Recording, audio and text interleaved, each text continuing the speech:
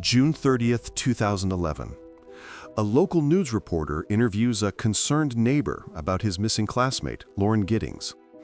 He's calm. He's helpful. He even has a theory about what happened to her. He's playing the part perfectly. And then the reporter gets an update in his earpiece. In that instant, you are watching a murderer's mask shatter, live, on camera. This is the story of a perfect murder that had been planned for years, and the moment it all came crashing down. To understand the depth of the tragedy, you have to understand the brilliance of the life that was lost. Lauren Giddings was not just a name and a headline. She was a force. She was 27 years old, bright, kind-hearted, the oldest of 3 sisters. She was the first in her family to even go to college. She graduated from Mercer University's School of Law in May 2011. She was brilliant. Her goal was noble: to become a public defender, to help those who couldn't afford a legal defense. When she died, she was studying for the bar exam. She was about to move to Atlanta to start a new life with her boyfriend.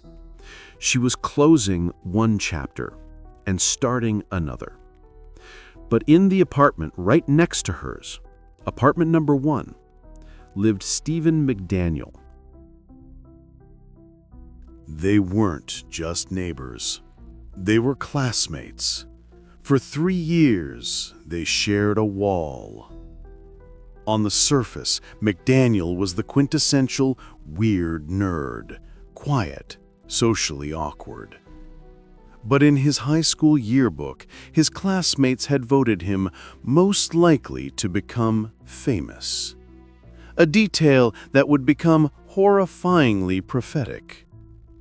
But this was just his public mask.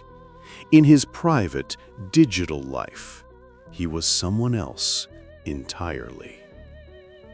Online on a forum called Operator Chan, under the name S0L, he dropped the mask. He fantasized about the perfect murder. He bragged about it to his roommate years before he even met Lauren. His plan was specific. He would use chloroform. He would dismember the body. He would scatter the parts. And the narcissistic payoff? He would never be caught.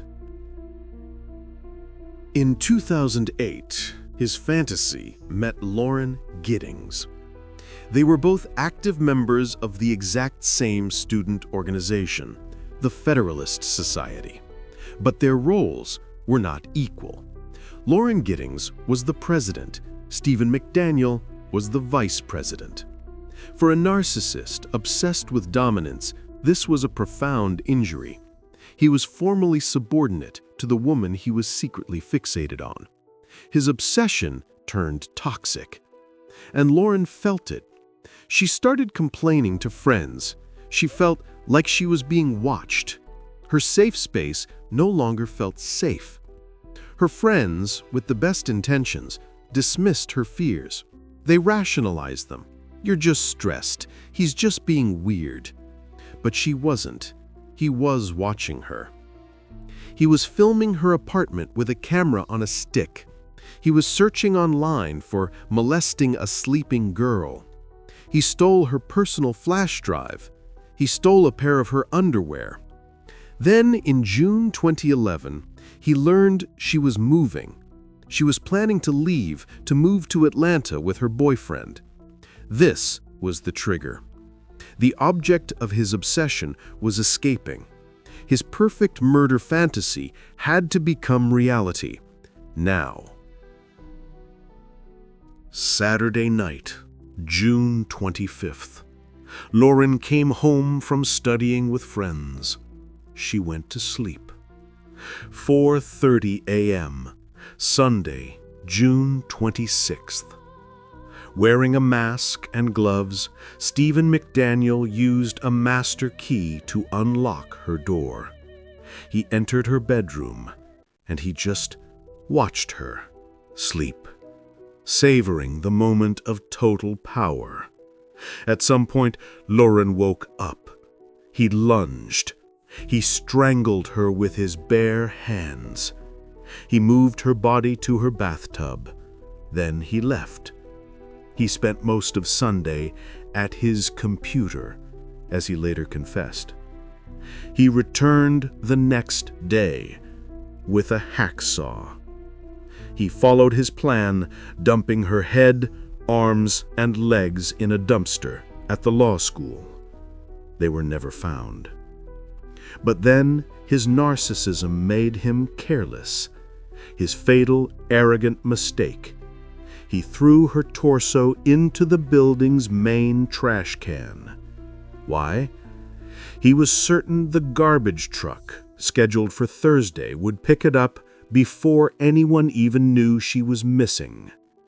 He wanted to stay. He wanted to watch the chaos. He was wrong. The police arrived first. He was wrong by 20 minutes.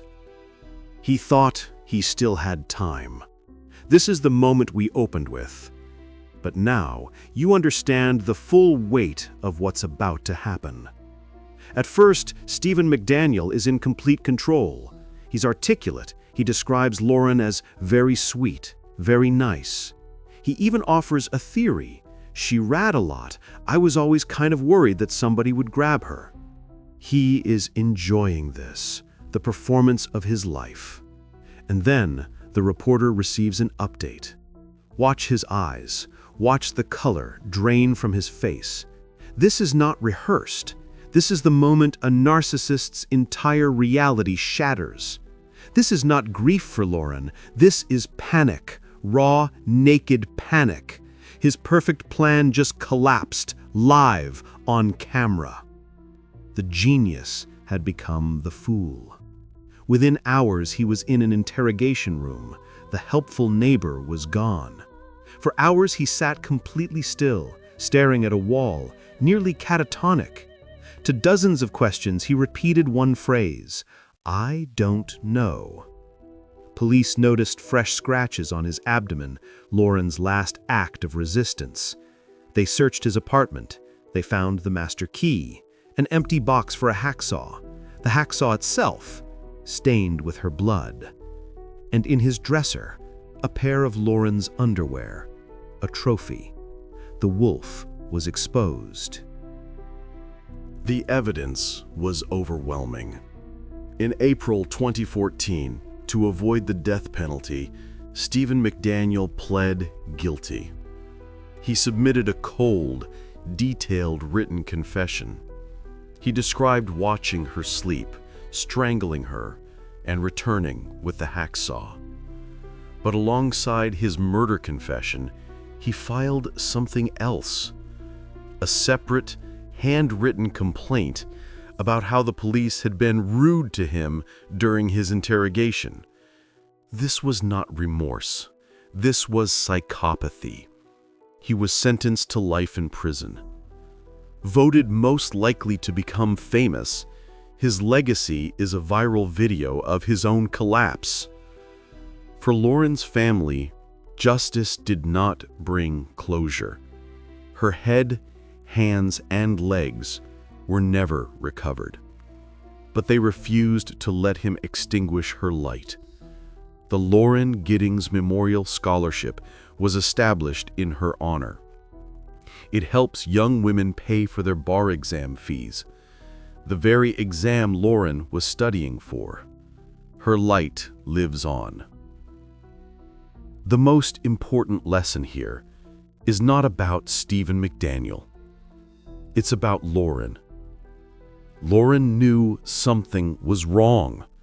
She felt watched, and she told her friends. And her friends dismissed her fears. He's just being weird. Her intuition was not paranoia. It was accurate. So if there's one thing you take from this story, let it be this. When a woman tells you She feels unsafe. Believe her.